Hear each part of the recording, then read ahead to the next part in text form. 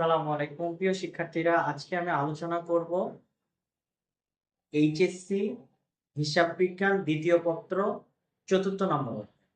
আমরা ধারাবাহিকভাবে এই চ্যাপ্টার নিয়ে আলোচনা করে যাচ্ছি। আজকে এই চ্যাপ্টারে আমাদের 3 নম্বরের ক্লাস। গত ক্লাসে আমরা এই চ্যাপ্টার কিভাবে করতে হয় তার একটা সামারি করে দিয়েছিলাম, সংক্ষেপে ওখানে আমরা আলোচনা করেছিলাম। আজকে আমরা দ্বিতীয় ক্লাসের বিস্তারিত আলোচনায় প্রবেশ করছি। তো শিক্ষার্থী বন্ধুরা, আসুন কথা না বাড়িয়ে আমরা অঙ্কটা শুরু করে দেই, যে কিভাবে বেসিক গুলো আমি বুঝতে পারলে এই চ্যাপ্টারের অঙ্কগুলো সহজেই পরীক্ষায় লিখে আসতে পারবো। তো আমরা গত ক্লাসে আলোচনা করছিলাম, সেখানকার আমাদের প্রথম যে ধাপটা ছিল সেটা হচ্ছে জাবেদা।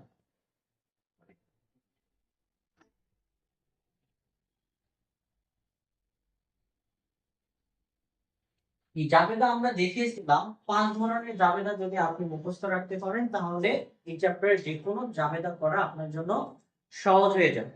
পরীক্ষায় কিন্তু 5টাই সবসময় থাকে, 2টা 3টা 4টা, 4টার বেশি থাকে না। তো মূলত এই 5টা জাবেদা আপনাকে মনে রাখতে হবে। যারা আগের ভিডিওটা দেখেন নাই, আজকের ভিডিও দেখার আগে আমি বলবো আগের ভিডিওটা দেখে আসেন, তাহলে আজকের ক্লাসটা আপনার জন্য বুঝতে সহজ হবে। তো আমরা সেখানে দেখিয়েছিলাম যে জাবেদার মধ্যে প্রথম যে অংশটা আমরা খেয়াল করেছিলাম সেটা হচ্ছে শেয়ার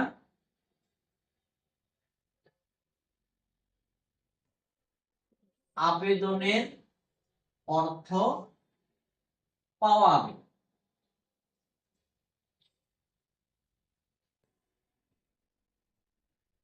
শেয়ার আবেদনের অর্থ পাওয়া যাবে। জাবেদা কি হবে? ব্যাংক হিসাব ডেবিট, শেয়ার আবেদন হিসাব ক্রেডিট।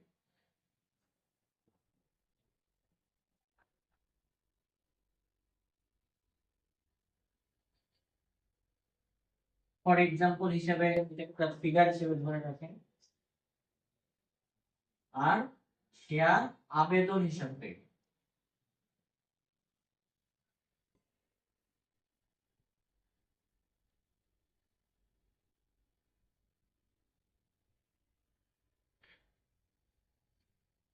এটা ছিল আমাদের প্রথম।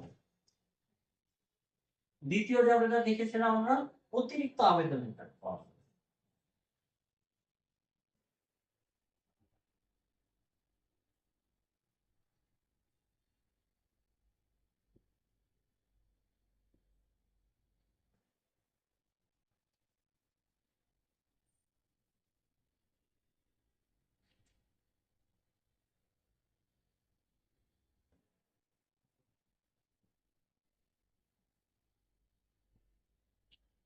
অতিরিক্ত আবেদনের টাকা যদি আমরা পেয়ে যাই তাহলে তার জন্য জাবেদা কি হবে?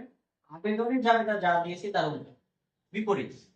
তাহলে এখানে হবে শেয়ার আবেদন হিসাব ডেবিট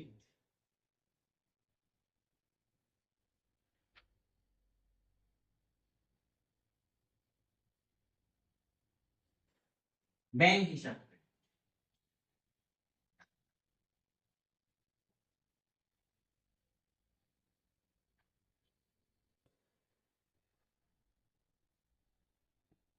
এরপরে আমরা 3 নম্বর ধাপে খেয়াল করেছিলাম, সেখানে আমাদের লেখা ছিল মূলধনের জাবেদা।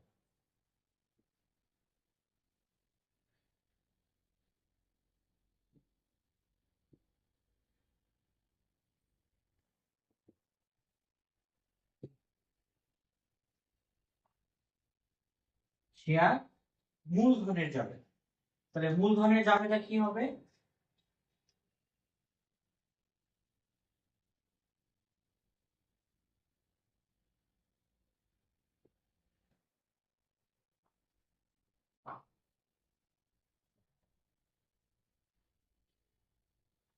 শেয়ার আবেদন হিসাব ডেবিট, শেয়ার মূলধন হিসাব।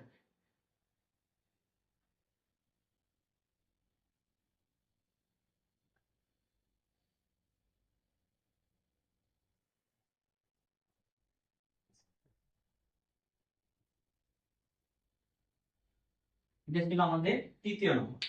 চতুর্থ নম্বর জাবেদা কি ছিল আমাদের?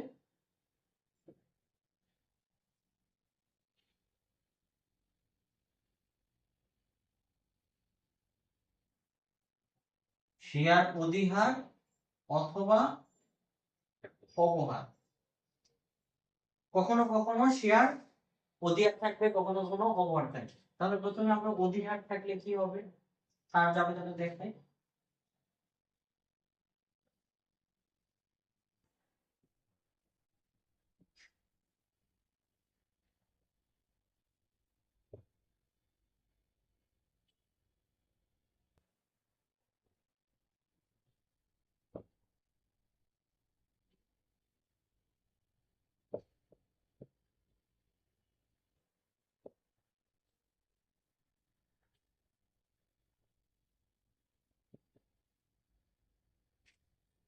শেয়ার মূলধন হিসাব।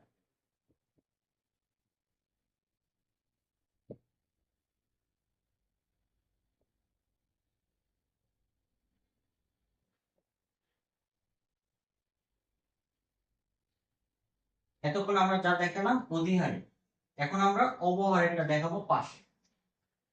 তাহলে অবহারের যদি জাবেদা আমাদের পরীক্ষায় এসে যায়, তাহলে আমরা অবহারের জাবেদাটা কিভাবে দিব খেয়াল করবে। শব্দটা হচ্ছে অবহার।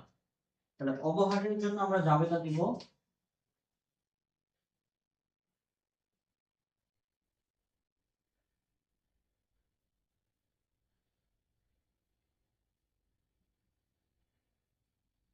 শেয়ার আবেদন হিসাব ডেবিট,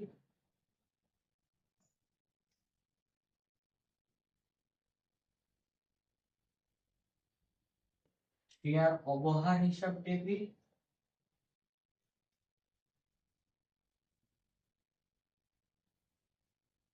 শেয়ার মূলধন হিসাব।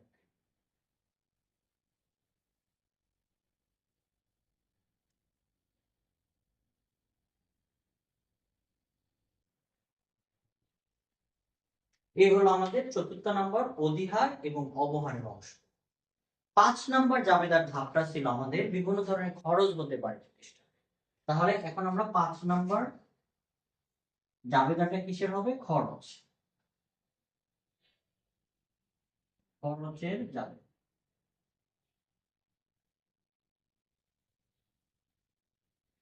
খরচের জাবেদাগুলো হবে সংশ্লিষ্ট সকল খরচ হিসাব ডেবিট, ব্যাংক হিসাব ক্রেডিট। এখন খরচের মধ্যে কি কি থাকতে পারে?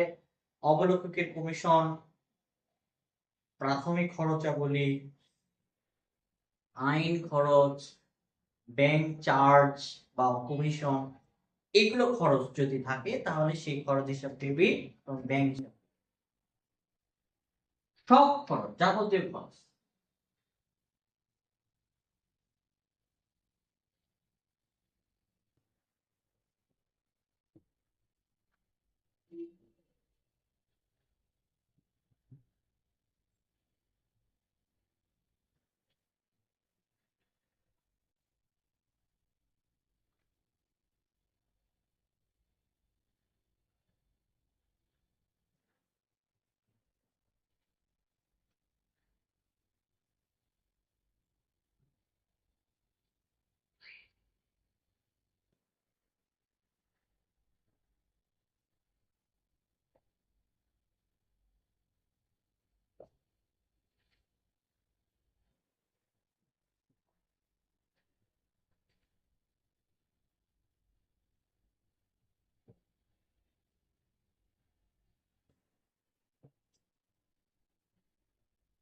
এই যে খরচগুলো লিখলাম, এই চারটার বাইরে মূলত থাকে না। আর কি লিখবো? ব্যাংক হিসাব।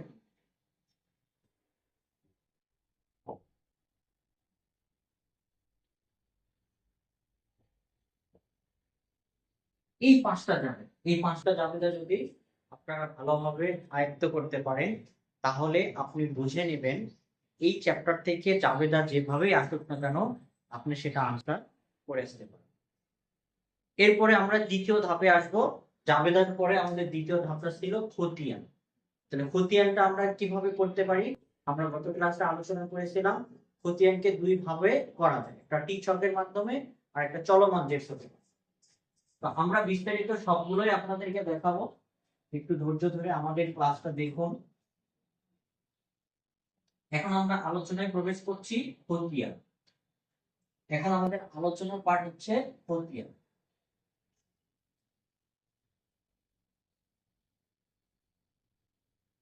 খতিয়ানটা হচ্ছে আমাদের দ্বিতীয় ধাপ। দ্বিতীয় ধাপটা হচ্ছে খতিয়ান। তো খতিয়ানটাকে আমরা দুই ভাবে করতে পারি, টি ছক। তো প্রথমে আমি টি ছকটা দেখাবো।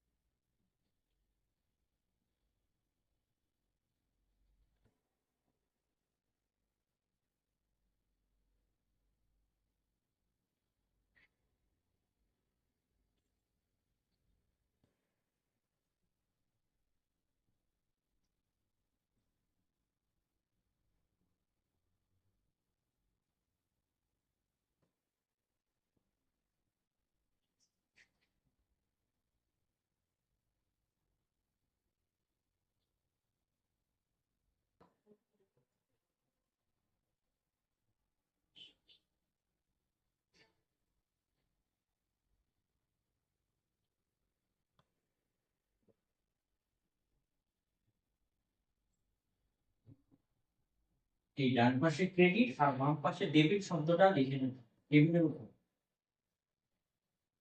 তবে শিক্ষার্থী বন্ধুরা, আমরা অবশ্যই খেয়াল রাখবো এই খতিয়ানটা শুধুমাত্র জাবেদার যেই যেই অংশে ব্যাংক হিসাব লেখা আছে শুধুমাত্র সেইগুলোর খতিয়ান হবে। বাকি জাবেদার অন্যান্য অংশের কিন্তু খতিয়ান হয় না। তো এটা গেল টি ছক। এরপর আমরা চলমান যে ছকটা দেখি।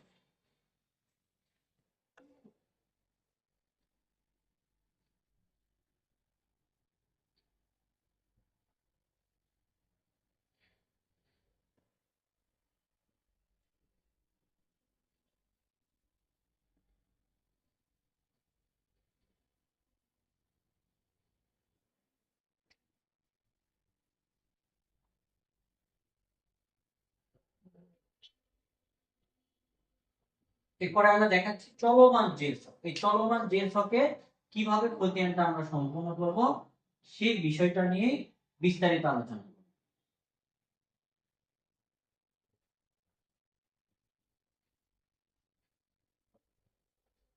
চলমান জেল ছকের ক্ষেত্রে আমরা এরকম তারিখ, বিবরণ, জাবেদা পৃষ্ঠা,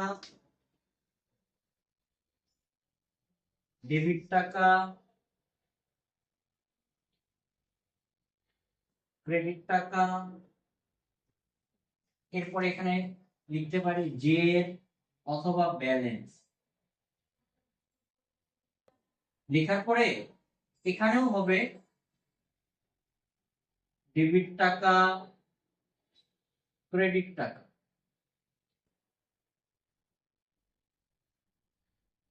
এই হচ্ছে আমাদের চলমান জেল ছকের মাধ্যমে কিভাবে আমরা ব্যয় হিসেবে খতিয়ান করব সেই বিষয়। সর্বশেষ আমাদের 3 নম্বর ধাপ ছিল আর্থিক অবস্থার বিবরণ। এই আর্থিক অবস্থার বিবরণী কিভাবে করব সেই নমুনাটা আমি পাশে দেখাচ্ছি।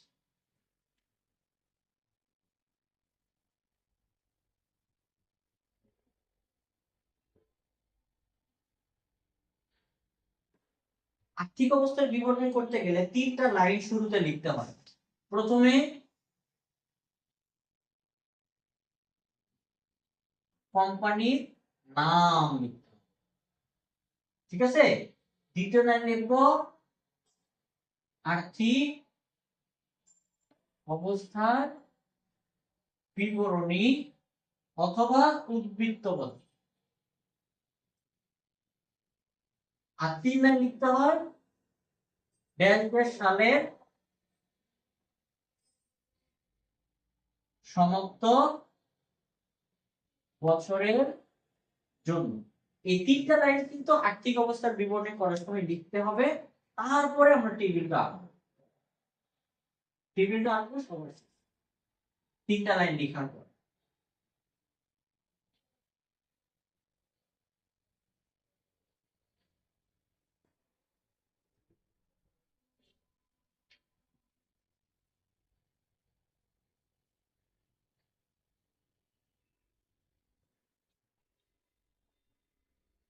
টেবিলটা একদমই সিম্পল।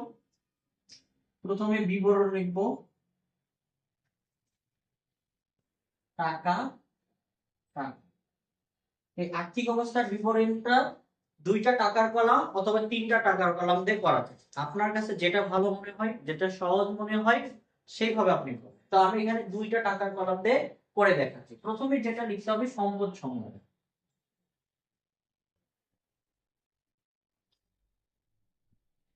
সম্পদ সমূহের মধ্যে প্রথমে লিখবো স্থায়ী সম্পদ।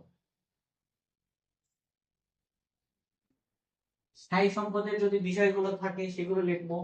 সাধারণত এই শেয়ার ইস্যু আর্থিক অবস্থার বিবরণী যখন করে থাকি, সাধারণত স্থায়ী সম্পত্তিগুলো থাকে না। তারপরে এক্সাম্পল যেটা দিয়ে দিই, মেশিন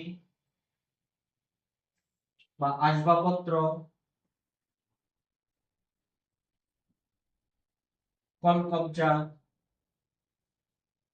এক্সেট্রা। হ্যাঁ, এই বিষয়গুলো থাকলে আমরা লিখে স্থায়ী সম্পদের কাজটা করব। বিশেষ করে শেয়ার ইস্যুতে আমাদের সম্পদের মধ্যে যে বিষয়টা খেয়াল করা যায় সেটা হচ্ছে চলতি। এটা কিন্তু থাকবেই। আর চলতি সম্পদের মধ্যে গুরুত্বপূর্ণ একটা বিষয় হচ্ছে ব্যাংক হিসেবের উপর। ব্যাংক হিসাবে উদ্বৃত্ত, এটা বোঝানো হচ্ছে এই যে খতিয়ানটা করবো না, খতিয়ান থেকে একটা ব্যালেন্স ডিডি মান চলে আসবে, সেই মানটা কিন্তু আমরা এখানে দেখাবো। হ্যাঁ, দেখানোর পরে সম্পদের পরের স্টেপটা হচ্ছে অসমন্বিত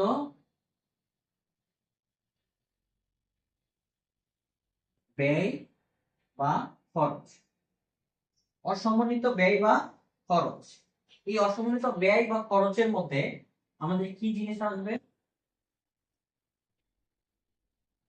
অধিহার। অধিহারের বিষয়টা এখানে আমরা দেখাবো।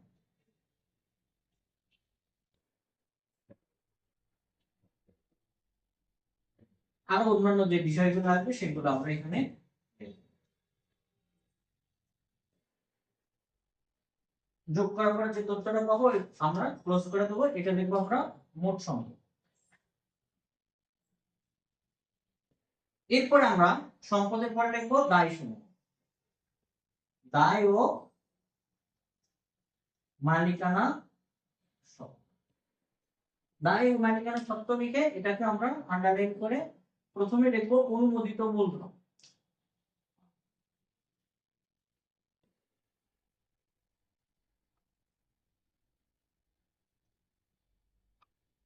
এই অনুমোদিত মূলধনের মধ্যে শেয়ার কত করে,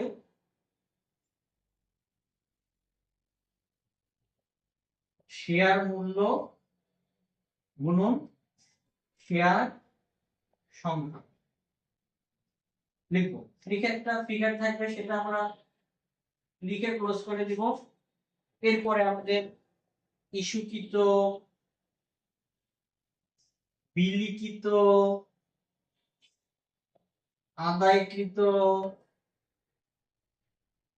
মূলধন, এই কথাটা লিখে আমরা ওইভাবে শেয়ারের মূল্য আমরা শেয়ারের সংখ্যা দ্বারা গুণ করে তথ্যটা আমরা লিখব।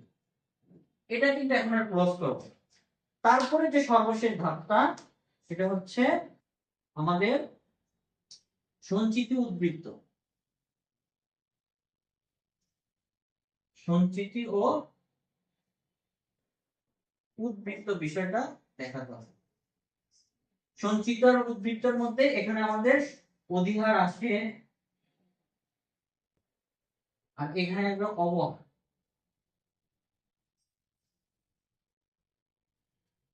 এই বিষয়টা এখানে দেখে ক্লোজ করে দিব। তাহলেই কিন্তু আমাদের কি হয়ে যাবে, দায় এবং মালিকানা সত্ত্বটা বের হয়ে যাবে, মোট দায়। তো শিক্ষার্থী বন্ধুরা, আপনারা জানেন আর্থিক অবস্থার বিবরণ যখন করব তখন মোট সম্পত্তি এবং দায় দুটোই সমান হয়ে যাবে। আর যখন সমান হয়ে যাবে তখনই বুঝবো আমাদের অঙ্কটা সঠিকভাবে করতে পেরেছি আমরা। তো আজকের ক্লাস এই পর্যন্তই, দেখা হবে অন্য কোনো ক্লাসে। আমাদের পেজটা লাইক, কমেন্ট, শেয়ারের মাধ্যমে আমাদের সঙ্গেই থাকুন। পরবর্তী ভিডিও দেখার আমন্ত্রণ জানিয়ে আজকের ক্লাস এখানেই শেষ করছি। দেখা হবে অন্য কোনো ক্লাসে।